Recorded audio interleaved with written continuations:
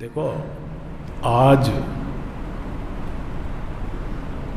یہ جو پتھر کے بت بنا کے پرستش کرتے ہیں نا، یہ ہندوازم کے اندر ہے، ہندو مذہب کے اندر، یا کوئی لکڑی کے ہاتھ سے بنا کے تراشیدہ بت، یا سونے چاندی تانبیر پیتل کے جو بت بنا کے پوجا کرتے ہیں، ان کے پوجا کرنے والے آج شرمندہ ہیں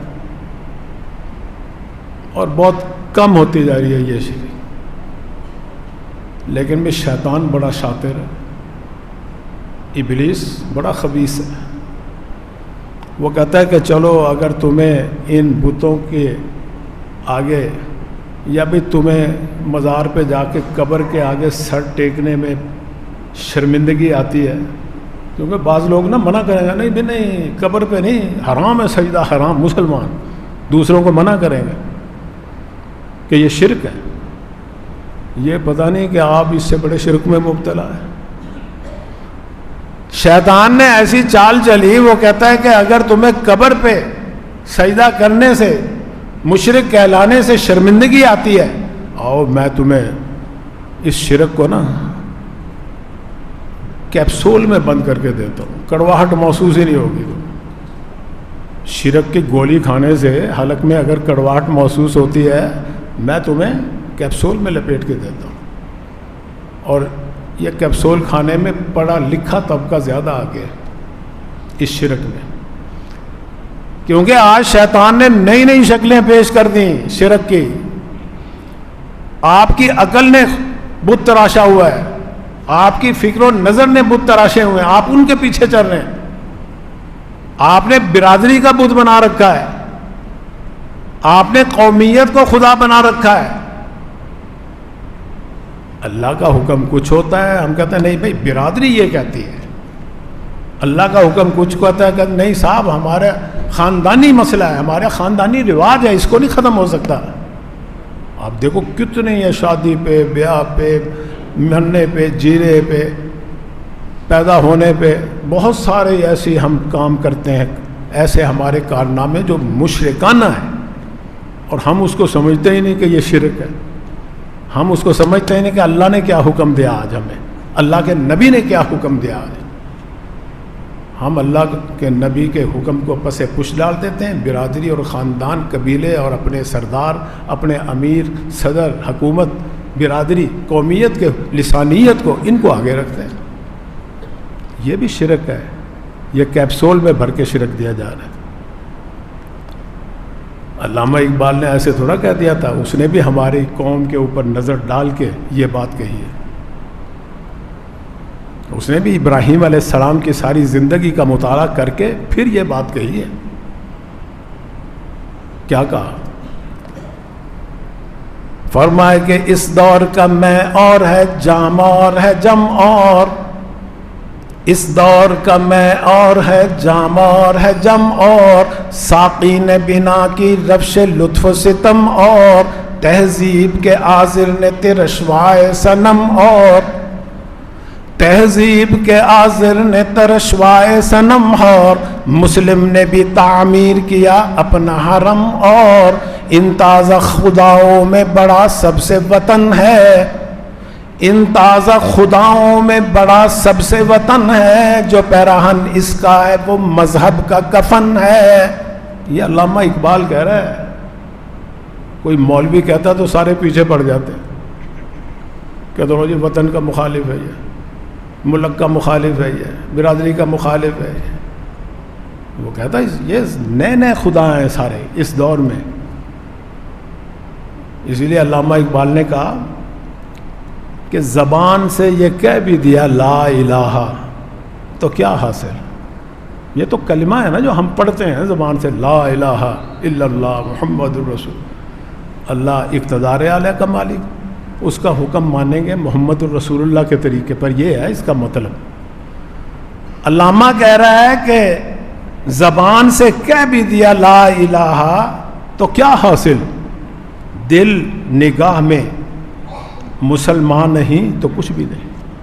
اگر دل سے تم نے، دماغ سے اللہ کے حکم کو نہیں مانا نا، اقرار نہیں کیا اس کی توحید کا، تو لا الہ الا اللہ سے کچھ حاصل نہیں ہوگا۔ لا الہ کا تو معنی یہ ہے کہ نہیں ہے اقتدار اعلیٰ کا مالک سوائے اللہ کے، نہیں ہے کسی کی حاکمیت سوائے اللہ کے، میں اس کا حکم مانوں گا۔ اب اس کے حکم کے آگے جب آتا ہے ہمارے حکومت کا حکم تو ہم اس کو مانتے ہیں، اللہ کے حکم کا پتہ ہی نہیں۔ سود کس کا حکم ہے؟ اللہ تو کہتا ہے سود جو کاروبار کرے گا، جو سود کا لین دین کا، میری اس سے جنگ ہے۔ آج کے بعد منع، 1400 سال پہلے اللہ نے منع کر، پابندی کر دی اور جنگ کا حکم، اعلان جنگ کر دیا اس کے ساتھ۔ آج تک وہ ملک جو اسلام کے نام پر لا الہ الا اللہ کے نام پہ لیا، اس میں سود عام ہے، اس کے بغیر نہ حکومت کام کرتی ہے نہ ہم آپ کرتے ہیں۔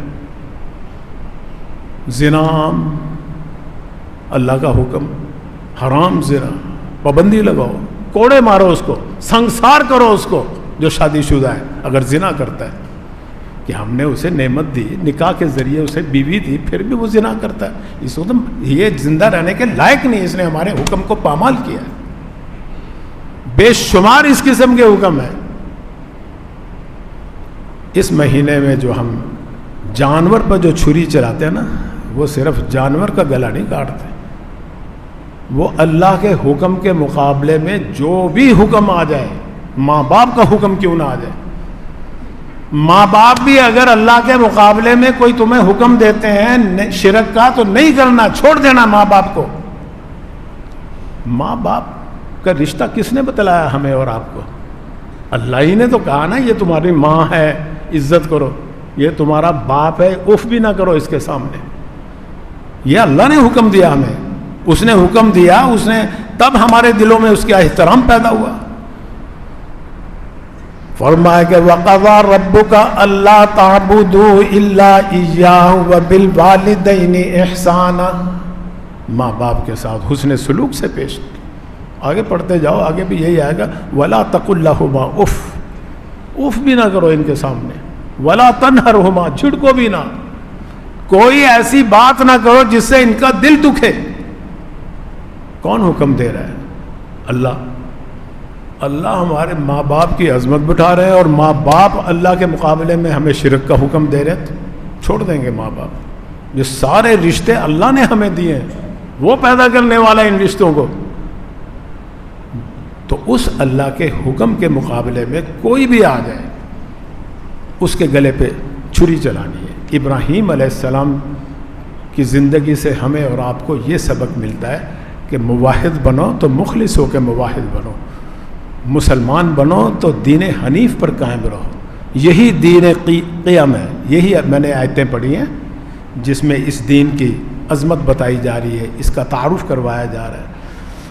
فرمایا کہ قل اننی ہدانی ربی الی صراط مستقیم، اے ہمارے نبی سرکار دو عالم صلی اللہ علیہ وسلم کو مخاطب کر کے اللہ کہہ دیجئے کہ مجھے میرے رب نے صراط مستقیم پر رکھا ہوا ہے، اور میرا دین کون سا دین ہے؟ فرمایا کہ دینا قیما ملت ابراہیم حنیفا، اللہ نے مجھے جو دین دیا مستحکم مضبوط دین، موحد والا، توحید والا، اور یہی دین ابراہیم ہے، اور ابراہیم وہ جو حنیف تھا۔ فرمایا کہ وما کان من المشرکین، یہ مکہ والے کہتے ہیں کہ ہم دین ابراہیم ہیں، وہ کوئی مشرک تھے؟ تم تو شرک کرتے ہو، وہ مشرکین میں سے نہیں تھے۔ فرمایا کہ قل ان صلاتی ونسکی ومحیای ومماتی للہ رب العالمین، اے ہمارے نبی حکم اعلان کر دیجئے، میری نماز، میرے مالی عبادتیں، میری جانی عبادتیں، میری قربانی ہے، میری حج کے مناسک حج، ارکان حج، میرا جینا، میرا مرنا، یہ سب ایک اللہ کے حکم کے مطابق ہے۔ فرمایا کہ لا شریک لہ وبذالک امرت وانا اول المسلمین، میں کسی کے ساتھ شریک نہیں ٹھہرا، یہ نہیں کہ زبان میری کہتی ہو لا الہ الا اللہ اور پیشانی میری شرک کرتی ہو، زبان میری شرک کرتی ہو، ہاتھ پاؤں میرے شرک کرتے ہو، رسم و رواج پہ چلنے والا ہوں، سارے رسم و رواج ختم کر دیے سرکار دو عالم صلی اللہ علیہ وسلم۔ اور فرمایا وَأَنَا أَوَّلُ الْمُسْلِمِينَ، میں سب سے پہلا اللہ کا پابند فرما بردار ہوں، سر تسلیم خم ہوں، تم بھی اسی دین پر آنا۔ یہ دعوت دے رہے ہیں سرکار دو عالم صلی اللہ علیہ وسلم ہمیں اور آپ کو۔ اللہ تعالیٰ ہم سب کو دین توحید پر چلنے والا بنائے۔ وآخر دعوانا الحمد